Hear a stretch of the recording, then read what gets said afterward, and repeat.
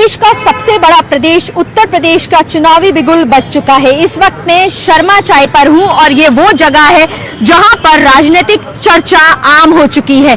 इस वक्त उत्तर प्रदेश में चुनावी माहौल है, जगह जगह गुट बनाकर लोग राजनीतिक चर्चा कर रहे हैं।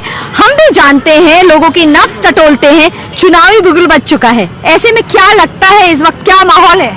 देखिए, माहौल तो जो दिख रहा है वो योगी जी की वापसी का दिख रहा है, क्योंकि देखिए धरातल पर जिस तरह से योगी जी ने काम किया है जनता उससे संतुष्ट है।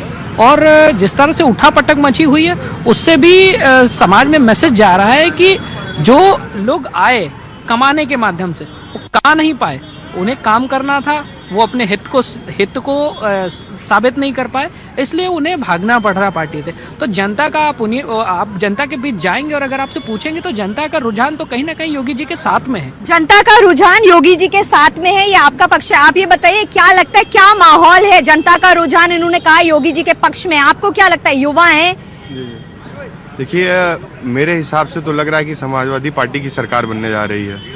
और एक मैं युवा हूँ, युवा को सबसे ज़रूरी होता है कि रोजगार, जो कि भारतीय जनता पार्टी पूरी तरीके से नाकामयाब रही है युवाओं को रोजगार देने में। बिल्कुल। अगर हम बेरोजगारी की बात करें, बेरोजगारी चरम पर है, ये माना जा सकता है। आपको क्या लगता है क्या माहौल, चुनावी माहौल क्या है? चुनावी माहौल अच्छा है, सपा के पक्ष में अच्छा माहौल बना रहा है। बेरोजगार को लेके सबसे ज्यादा उत्तर प्रदेश नंबर 1 पे है, बेरोजगारी में नंबर 1 पे उत्तर प्रदेश हमारा सबसे आगे है। बिल्कुल। इस वक्त समाजवादी पार्टी वादा कर रही है कि 300 यूनिट बिजली फ्री दे, क्या कहेंगे?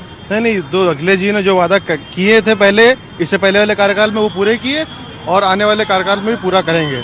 और पूर्ण बहुमत से सरकार बना रहे हैं। 10 मार्च को शपथ लेंगे माननीय मुख्यमंत्री हमारे अखिलेश यादव जी। यहाँ के ये लखनऊ के युवा हैं, पूरा कॉन्फिडेंटली बात करते हैं। आप ये बताइए, जिस तरीके से बातें हो रही हैं कि समाजवादी पार्टी इस बार सरकार बना रही है, पूर्ण बहुमत से बना रही है। देखिए, मैं अखिलेश जी से एक बात कहना चाहूँगा कि हम युवा हैं, हमें फ्री का लालच देकर जंख ना लगाए। हम मेहनत कश लोग हैं, मेहनत करके कमा लेंगे। अगर उन्हें रोजगार ही देना था तो उन्होंने समाजवादी सरकार में उन्होंने 500 रुपये बेरोजगारी भत्ते के नाम पर युवाओं को ठगा क्यों? मैं पूछना चाहूंगा उनसे। जवाब हमारे पास कोई जवाब नहीं। हाँ, क्या लगता है किसको करोगे वोट इस बार? सपा। अच्छा, रीजन तो बताओ। रीजन यही है, बेरोजगारी की वजह से सपा ही आएगी अब के लिए। अच्छा, चुनाव में बहुत मुद्दे होते हैं, है ना? आपको क्या लगता है कौन सा मुद्दा इस बार हावी होगा चुनाव में? देखिए जी, महंगाई होगा, बेरोजगारी होगा, ये मुद्दे हैं। और इन सब पे सरकार काम भी कर रही है, लेकिन उतना भी सफल नहीं हो पाई। बिल्कुल। और अगर हम बात करें बीजेपी की, तो लॉ एंड ऑर्डर, कानून व्यवस्था के ऊपर भैया क्या बोलना चाहेंगे आप? कानून व्यवस्था कहाँ ठीक है? 5 सालों में अगर आप सबसे ज़्यादा देखिए तो कानून व्यवस्था उत्तर प्रदेश में सबसे ज़्यादा खराब रही है। नंबर 1 पे रहा उत्तर प्रदेश अपराधों में। इनकाउंटर जितने हुए वो भी फेक हुए इनकाउंटर। अपराध में तो नंबर 1 ही पे रहा ना। बिल्कुल। यहाँ पर अगर हम देखें, बसपा, बीजेपी, समाजवादी पार्टी, कांग्रेस, 4 राजनीतिक दल हैं, लेकिन इस वक्त समाजवादी पार्टी गठबंधन के साथ चुनावी मैदान में उतर रही है। फायदा मिलेगा? बिल्कुल फ़ायदा मिलेगा। समाजवादी पार्टी में जो सबसे बड़ी प्रॉब्लम थी, ये अपनी ही चीज़ों को नहीं मांगते थे, ओबीसी के राइट्स के लिए बात नहीं करते थे, जो इस बार हुआ है। और ओबीसी के जितने भी दल हैं, घटक दल हैं गठबंधन में, सारे लोग आ गए हैं और वो लोग मिल के आह्वान कर रहे हैं कि समाजवादी पार्टी फिर से सरकार बनाए। चुनावी मुद्दे बहुत ज्यादा होते हैं, ऐसे में युवाओं का सबसे बड़ा क्या मानना है, क्या मांगे रहेंगी, किस आधार पर वो वोट करेंगे, ये जानने वाली बात होगी। आप ये बताइए, किन आधार पर वोट करेंगे? किसी राजनीतिक दल का ना होकर के, अगर ओवरऑल देखा जाए एज अ लेमैन, आपको क्या लगता है क्या क्या चीजें होनी चाहिए जिसपे सरकार बने, या जो सरकार मौजूदा है वही रिपीट हो? देखिए, जो मेन मुद्दे हैं आज के टाइम पे वो है बेरोजगारी, पहली बात। उसके बाद है महंगाई, पेट्रोल डीजल आप देख ही रहे हैं। और हर फील्ड में, हर चीज़ में, चाहे दाल हो, चाहे गेहूं हो, चाहे चावल हो, हर चीज़ का दाम बढ़ रहा है, डीजल। और मर रहा है आम आदमी, झेलना उसी को पड़ रहा है। अब आजकल फिर ये लखनऊ में लगा दिया लॉकडाउन, 10 बजे के बाद हालत आप खुद देख लीजिए, आप कोई रोड पर निकल नहीं सकता है। स्वास्थ्य सेवाएं एकदम चूर है, हर चीज़ में आम आदमी परेशान हो रहा है। इस वजह से बस यही क्या लगता है आपको? देखिए, इस बार प्रमुख मुद्दे जो हैं वो ये होने चाहिए कि युवाओं को रोजगार मिलना चाहिए। और दूसरा प्रमुख मुद्दा ये होना चाहिए कि महिलाओं की सुरक्षा के प्रति सरकार को एक और बड़ा कदम उठाना चाहिए। जैसे कि पूर्व की सरकार में, 12 से 17 की सरकार में अखिलेश यादव ने महिला सुरक्षा को लेकर बहुत काम किया। मौजूदा सरकार ने, मुझे नहीं लगता कि महिलाओं के सुरक्षा को लेके कोई बड़ा काम किया, या एक बार उन्होंने रोमियो स्क्वाड वगैरह चलाया, वो सब अब पता नहीं है कहाँ है, वो दिखता ही नहीं है। क्या कहना चाहिए? देखिए भाई ने बड़ी अच्छी बात कही कि जिस तरह से हम भी चाहते हैं कि उत्तर प्रदेश में महिलाएं सुरक्षित हों, लोगों का विकास हो, मगर पिछली सरकार में जिस तरह से जनाधार जनता ने अखिलेश जी को दिया, वो उस पर खरे नहीं उतरे। जिस तरह से 5 साल की सरकार रही, मुझे लगता है महिला सुरक्षा और सशक्तिकरण में बहुत अच्छा काम हुआ। पिछली सरकारों में जिस तरह से सांप्रदायिक दंगों को अगर आप देखें तो इस सरकार में एक भी दंगा नहीं हुआ। ये लखनऊ भी अछूता नहीं रहा इस जगह से, सांप्रदायिक दंगों में लखनऊ भी अछूता नहीं रहा। और समाजवादी पार्टियों ने किया क्या, दंगाइयों को टिकट दी। लखनऊ की मध्य विधानसभा से जो कैंडिडेट है कांग्रेस की, दंगाई कौन है? मेरठ में संगीत सोम से बड़ा दंगाई कौन है? आप बताएं हमें। अगर आप दंगे की बात करते हैं तो मेरठ की सरजना सीट पे संगीत सोम से बड़ा दंगाई कौन है? उसके ऊपर 3 से ज्यादा 4 मुकदमे दर्ज है। ब्राह्मण समाज की बात करते हैं और 31% टिकट मुस्लिम समाज को देते हैं, और जिसमें से सबसे ज्यादा दंगाई बसे हुए कैराना में जिसने हिंदुओं को पलायन कराया उसे टिकट देकर। कांग्रेस का इस बार का सबसे बड़ा जो मुद्दा है वो है लड़की हूँ लड़ सकती हूँ, यानी कि महिलाओं पर फोकस प्रियंका गांधी कर रही हैं। उस पर क्या कहना चाहेंगे? महिलाएं सुरक्षित रहें, महिलाओं को 50%, 40% महिलाओं को जो अभी पहली लिस्ट आउट की है उसमें 40% महिलाओं को टिकट दिया गया। नहीं, टिकट दिया गया बहुत अच्छा कदम है। हमारे अखिलेश जी राष्ट्रीय अध्यक्ष जी का सबसे बढ़िया कदम कि उस महिला के खिलाफ दूसरा उन्होंने अपने प्रत्याशी नहीं उतारा। तो ये भाजपा भी कर सकती है, जिसको निर्दोष साबित करे दे रही है हर चीज में भाजपा, उसको आगे किया जाए। भाई महिलाओं के सम्मान में बहुत अच्छा समाजवादी का कदम है। हमेशा सुरक्षा में समाजवादी सबसे नंबर 1 रही, महिला सुरक्षा। आप क्या कहना चाहेंगे, इस बार आप किस आधार पर वोट देंगे? मैं इस बार मतलब रोजगार और गुंडाई नहीं है बिल्कुल प्रदेश में, और मतलब महिलाओं के प्रति सरकार मतलब एकदम बढ़िया थी, कोई उसमें दिक्कत नहीं थी। बाकी रोजगार की बात है, रोजगार अभी सरकार ने कई वो साइन किए हैं पीओस, तो जो आएंगे उसमें पब्लिक को रोजगार मिलेगा। उसमें आपको लगता है बीजेपी सही कर रही है? बीजेपी बिल्कुल सही तरीके से चल रही है? हाँ, बीजेपी सही कर रही है, आएगी भी दोबारा यही। बिल्कुल। देखिए, ये जो जगह है ये शर्मा चाय है, यहाँ पर राजनीतिक चर्चा होना बहुत ही आम और खास है। यहाँ पर हर कोई राजनीतिक विषय पे चर्चा करता है। आप ये बताइए कि मुद्दे तो बहुत ज्यादा है, सड़क, बिजली, पानी, ये तो हर चुनाव में मुद्दे होते हैं, लेकिन इस बार मुद्दा जो सबसे बड़ा है वो है बेरोजगारी का। युवा जो है लाखों की संख्या पे बेरोजगार है। जी, इकोनॉमिक इन्फ्लेशन बहुत पूरी तरह से बढ़ता चला जा रहा है प्रदेश में, और जो इस प्रदेश में बहुत सारी स्कीम्स थी जो अखिलेश यादव ने खुद लेकर आने वाले थे। रायबरेली रोड पूरा डेवलपमेंट का प्लान था, उस डेवलपमेंट प्लान पे क्या हुआ, ये सवाल हम पूछेंगे। और इस बार जब हमें वोट मांगने बीजेपी के लोग आएंगे तो ये सवाल जरूर पूछा जाएगा कि प्रदेश में जो अदर स्कीम्स चल रही थी उसमें क्या हुआ, क्या नहीं हुआ, कितना विकास हुआ है प्रदेश में। प्रदेश में विकास तो हो रहा है, हो भी रहा है और आगे भी होगा। एक बार अगर दोबारा उनको चांस मिलता है योगी को तो वो अच्छा रहेगा। बिल्कुल। आपको लगता है प्रदेश में विकास हो रहा है? यहाँ पर अगर हम कानून व्यवस्था की बात करें, कानून व्यवस्था की अगर हम बात करते हैं तो कानून व्यवस्था किस मुकाम पर पहुंची है? कानून व्यवस्था मैम ठीक नहीं है प्रदेश की। कानून व्यवस्था इस सरकार में सबसे ज़्यादा बेकार रही है।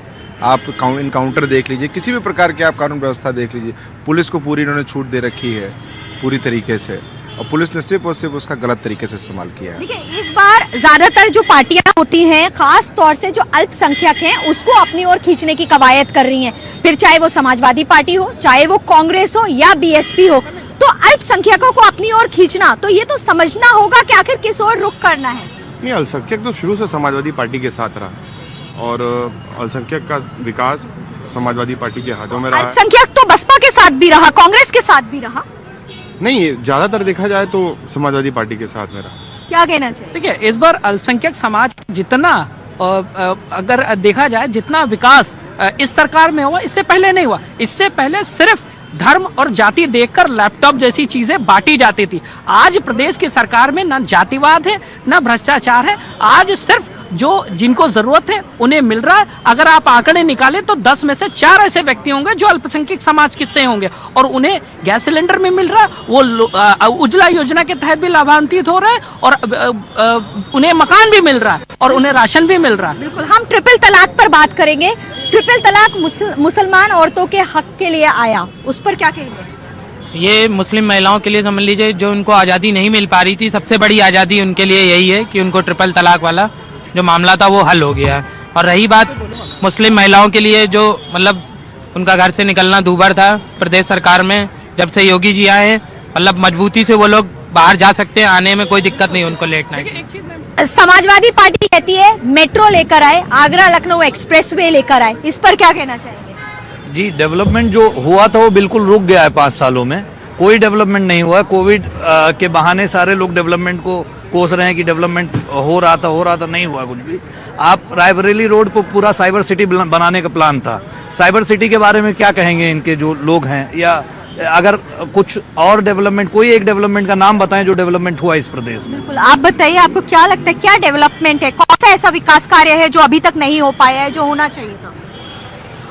मुझे लगता है कि प्रदेश में एक तो शिक्षा के ऊपर काम करना चाहिए, शिक्षा के ऊपर बहुत बुरा हाल है। चिकित्सा के ऊपर क्या कहेंगे, क्योंकि अभी जो कोविड आया था उसमें हमने देखा था सेकेंड वेव में बहुत ज्यादा लोग मर गए थे, उस पर क्या कहना चाहेंगे?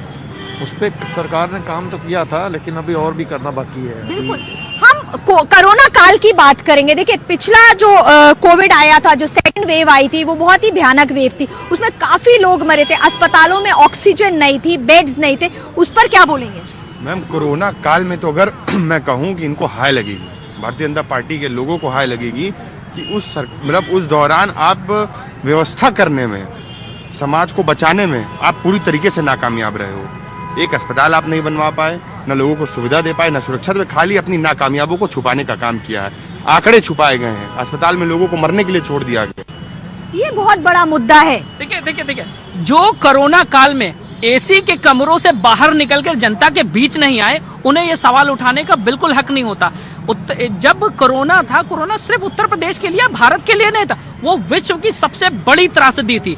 और प्रदेश का, सूबे का मुख्यमंत्री जब अखिलेश जी अपने एसी कमरे में बैठकर ट्वीट कर रहे होते थे, तब प्रदेश का मुख्यमंत्री जमीन पर निकलकर ऑक्सीजन और लोगों के बीच पहुंचकर उनकी जरूरतों के लेकिन ऑक्सीजन और बेड तो मिला नहीं। फिर मैंने कहा अगर इन्होंने विकास किया था तो अस्पतालों की संख्या बढ़नी चाहिए थी ना। ऑक्सीजन की प्रॉब्लम क्यों हुई? 5 साल योगी जी को भी तो दिए गए, क्यों नहीं अस्पतालों की संख्या बढ़ी, क्यों नहीं पैरामेडिक्स बढ़ाया गया? मैम, इस समय मेडिकल कॉलेजों की संख्या 75 हो गई। 1 डिस्ट्रिक्ट 1 मेडिकल कॉलेज की नीति से सरकार ने काम किया है। ये पिछली सरकारों की नाकामी रही है कि हमें इतने कम मेडिकल कॉलेजेस मिले। हमारे यहाँ प्राकृतिक आपदा जो आई है उसमें वो काम नहीं कर पाए।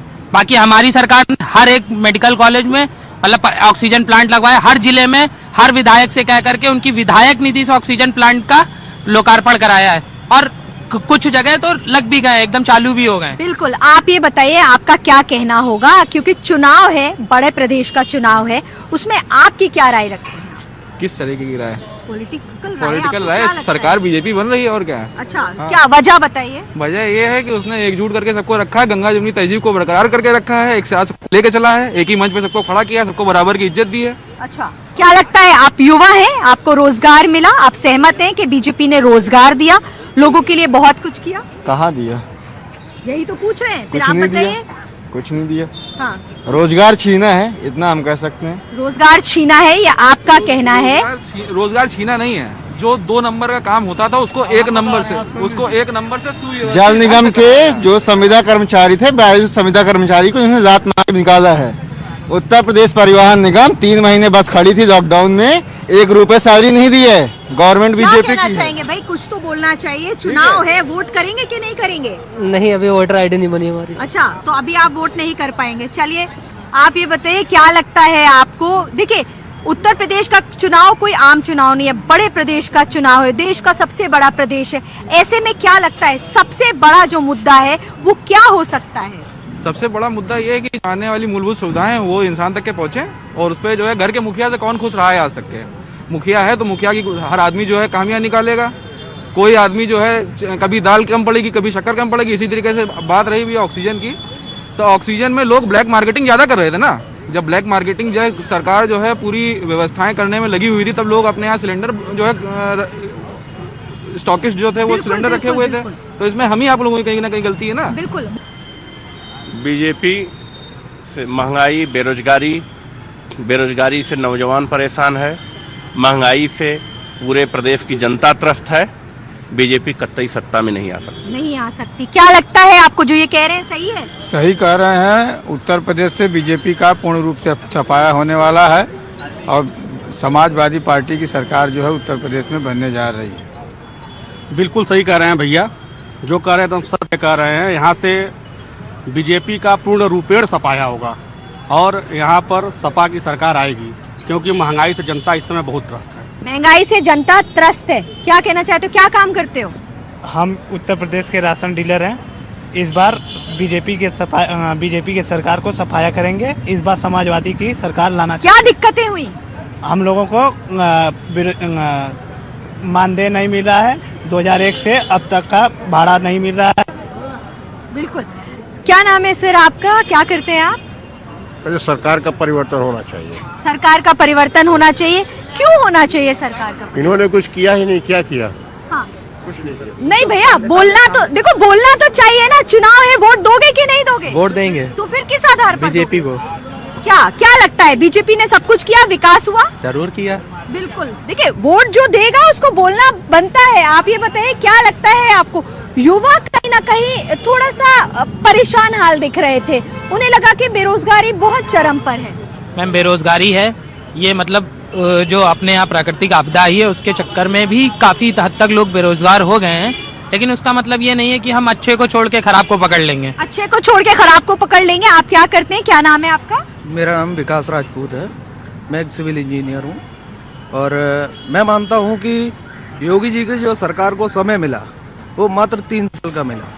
2 साल कोरोना में ख़त्म हो गए। 3 साल में जितना विकास हो सकता था उन्होंने किया। प्रत्येक जनपद में लगभग 17 जनपद में उन्होंने मेडिकल कॉलेज दिए हैं।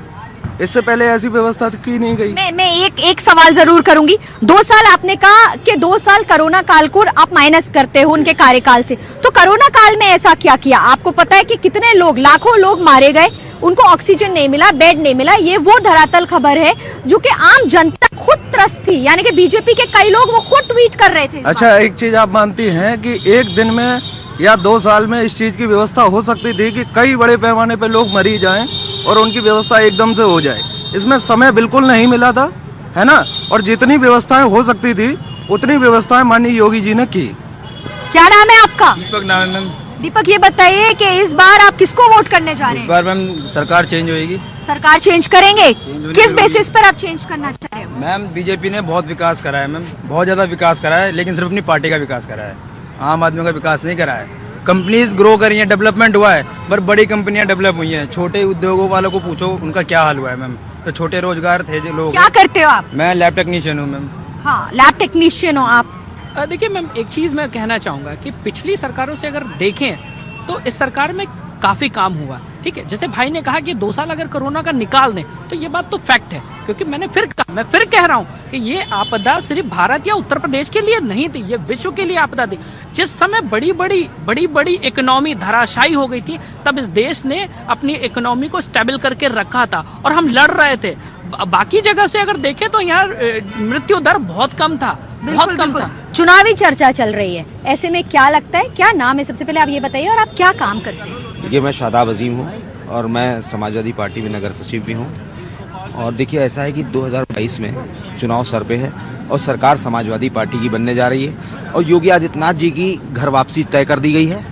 समाजवादी पार्टी को क्यों वोट करेगी जनता? देखिए, जनता क्योंकि अखिलेश यादव ने वो काम करके दिखाए हैं, जनता की उम्मीदों पर खरे उतरे। 2012 से 2017 तक जिस तरीके से काम किया। 17 में गए क्यों? क्योंकि लोगों को झूठे वादे किए गए। 15 लाख आएंगे, 2 करोड़ नौकरियां मिलेंगी, 1 करोड़ उत्तर प्रदेश में नौकरियां मिलेंगी। ये सब कहाँ है? जिस तरीके से आज लोग हताश हुए, निराश हुए और फिर एक बार वो समझ रहे हैं कि उनसे बहुत बड़ी मिस्टेक हुई है। धर्म के नाम पर गुमराह किया गया, नफरत बांटी गई, नफरत परोसी गई, गौ हत्या के नाम पर लोगों की हत्याएं की गई, लव जिहाद के नाम पर राजनीति की गई। अब लोग इस बात को समझ रहे हैं कि हमें धर्म की राजनीति से ऊपर उठना होगा। धर्म की राजनीति से ऊपर उठना होगा। ये बताओ, यहाँ पे क्या करने आए हो, क्या करते हो, वोट दोगे या नहीं? यस मैम, वोट देंगे। मैं स्टूडेंट हूँ और मैं यहाँ चाय पीने आया हूँ।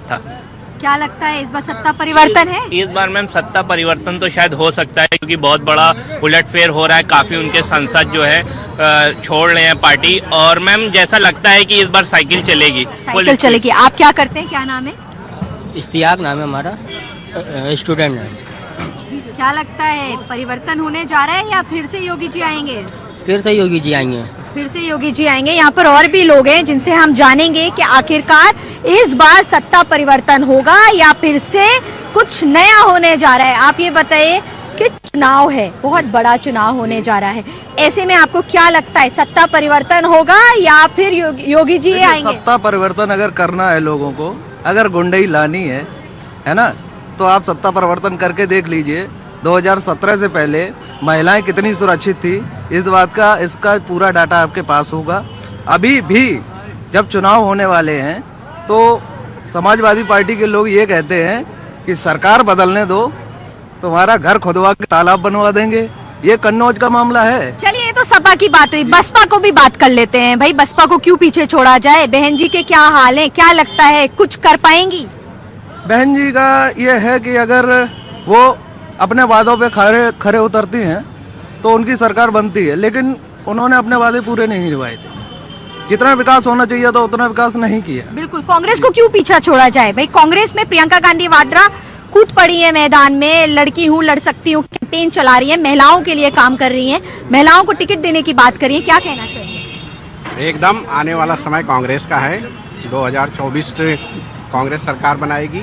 2022 में भी देखिए जो महंगाई है, भ्रष्टाचार है, देश में सुई से लेके जहाज तक कांग्रेस ने बनाया। मोदी जी कहते हैं कि 70 साल में कांग्रेस ने क्या किया। सड़कों का जाल कांग्रेस ने बनाया, कारखाना का जाल कांग्रेस ने बनाया, सड़कों से लेके नहरों का, रेलवे का, सुई से लेके जहाज तक कांग्रेस ने बनाया। तो अभी क्या लगता है कांग्रेस का आपको? बेहतर होगा। प्रियंका जी जो पूरे देश में उत्तर प्रदेश की प्रभारी हैं और जिस हिसाब से वो काम कर रही हैं, जिन्होंने नारा दिया था लड़की हूँ लड़ सकती हूँ, उस हिसाब से उन्होंने 40% 125 टिकट जब उसमें घोषित किए, उसमें 40% महिलाओं को टिकट दिया और जो टिकट दिया वो महिला लड़ने लायक हैं। जैसे हमारे यहाँ इसी मध्य विधानसभा में सदफ फातिमा को टिकट दिया, उसने संघर्ष किया, एनआरसी पे संघर्ष किया, उन्होंने जनता की आवाज उठाई, ऐसे कार्यकर्ता को उन्होंने जमीन से उठा के आज तक पहुँचाने। इस बार का जो चुनाव होने जा रहा है वो अल्पसंख्यक, ब्राह्मणों, जाटों और खास तौर से अगर देखा जाए तो ओबीसी और अन्य पिछड़ा वर्ग को लेकर होने जा रहा है, तो ऐसे में क्या कहना चाहिए? देखिए मैं बताऊं कि उत्तर प्रदेश जाना जाता था अपनी जातीय समीकरण के आधार पर, मगर जब सबका साथ सबका विकास की नीति आई ना, तो कहीं ना कहीं मोदी जी ने इसमें सेंध लगा दी। आज सारी कम्युनिटी एक है।